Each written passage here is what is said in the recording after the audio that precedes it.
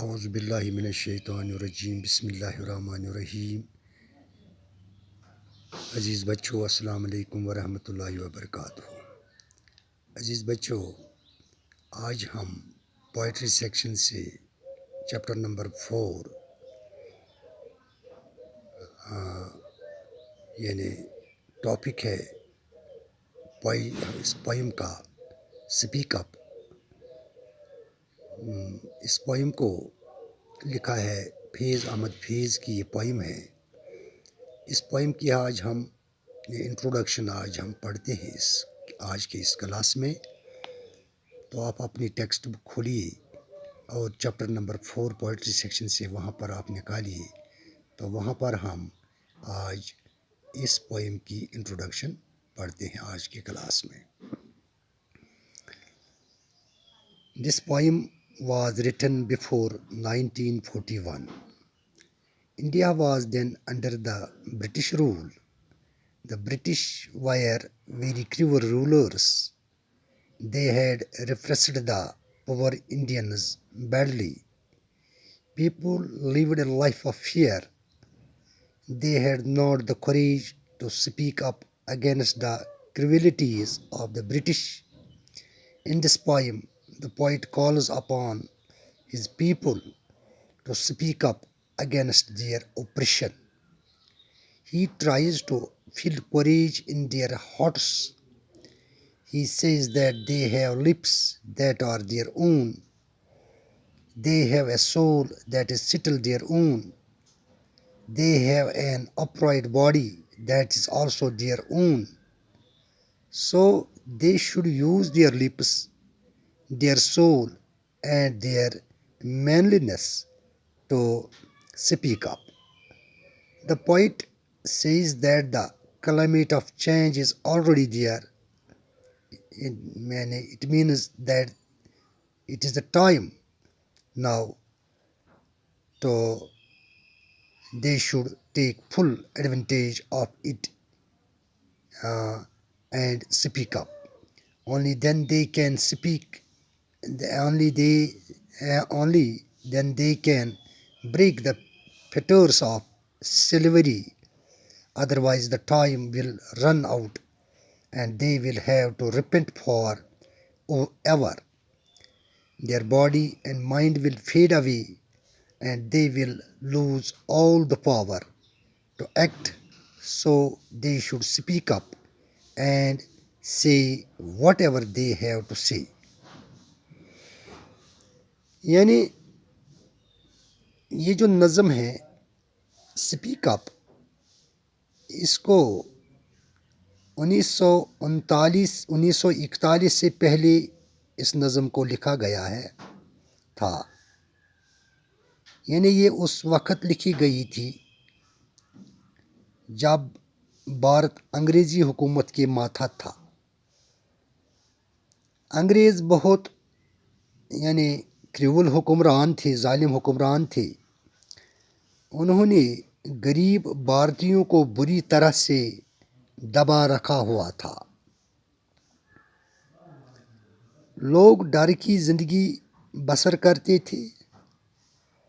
ان میں انگریزوں کے ظلموں کے خلاف آواز اٹھانے کی ہمت نہیں تھی۔ اتنا ظلم برپا تھا بھارت کے لوگوں پر اس دور میں، لوگ ڈر کی وجہ سے اس ظلم کے خلاف آواز اٹھانے سے قاصر تھے۔ وہ بالکل ڈرتے تھے اس ظلم کے خلاف۔ اس نظم میں شاعر اپنے لوگوں کو جگاتے ہوئے کہتا ہے کہ وہ اپنے اوپر ہونے والے ظلم کے خلاف آواز اٹھائے۔ جو یہ نظم ہے، اس نظم میں سپیک اپ میں شاعر اپنے ملک کے لوگوں کو ان کے دلوں سے اس خوف اور ڈر کو وہ دور کرنا چاہتا تھا۔ وہ ان کو جگانے کے لیے آواز دیتا تھا کہ آپ اٹھ کھڑے ہو جائیے اور اس ظلم کے خلاف آواز اٹھائیے۔ وہ ان کے دلوں میں حوصلہ بھرنے کی کوشش کرتا ہے۔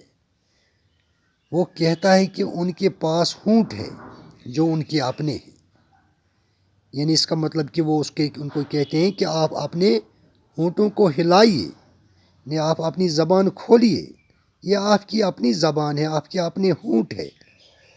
ان کے پاس ایک روح ہے اور وہ بھی ان کی اپنی ہے، یعنی ان کے پاس وہ روح ہے، یعنی ان کو اپنی اس روح کو جگانا چاہیے، اس روح کو بیدار کرنا چاہیے۔ ان کے پاس انسانوں والا ایک سیدھا کھڑا ہونے والا جسم ہے، یعنی وہ تو انسان ہے، وہ سیدھے کھڑے ہو سکتے ہیں، وہ تو اپنے گھٹنوں پر اٹھ سکتے ہیں، اور وہ اس ظلم کے خلاف آواز اٹھا سکتے ہیں، اور وہ بھی ان کا اپنا ہے، یعنی ان کا وہ اپرائٹ جو باڈی ہے وہ ان کی اپنی ہے۔ اس لیے انہیں اپنے ہونٹ، اپنی روح اور اپنے مردانہ پن کا اظہار کرنا چاہیے، یعنی ان کو اپنی مردانہ پن کا ان کو اظہار کرنا چاہیے اور کھل کر بولنا چاہیے۔ شاعر کہتا ہے کہ ان حالات کی تبدیلی کا ماحول پہلے ہی تیار ہو چکا ہے، یعنی اب یہاں پر یہ سنہری موقع ہے، اب یہ ایسا ماحول تیار ہو چکا ہے۔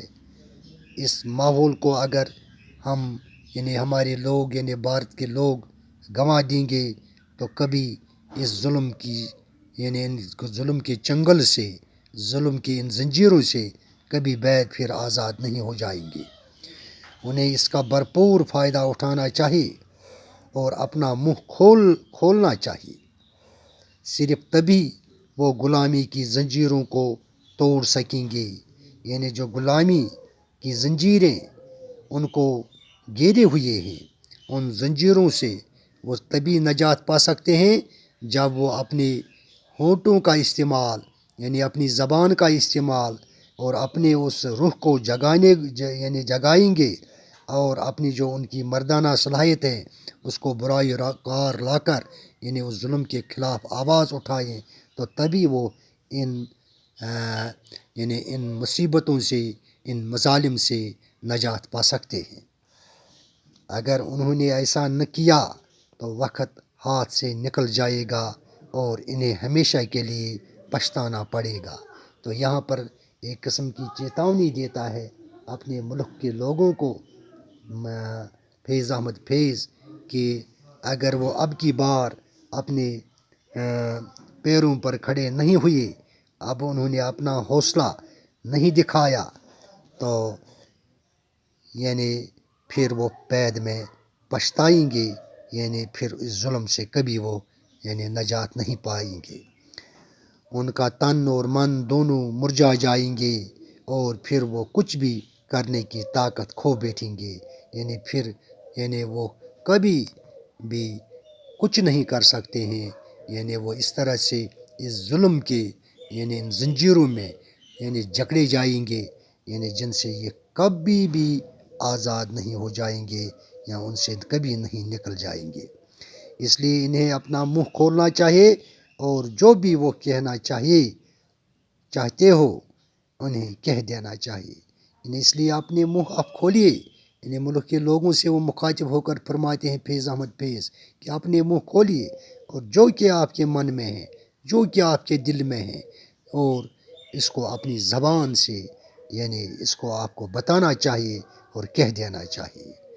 تو یہ تھی اس نظم کی انٹروڈکشن، یعنی سپیک اپ، جو کہ فیض احمد فیض کی یہ پوئم ہے۔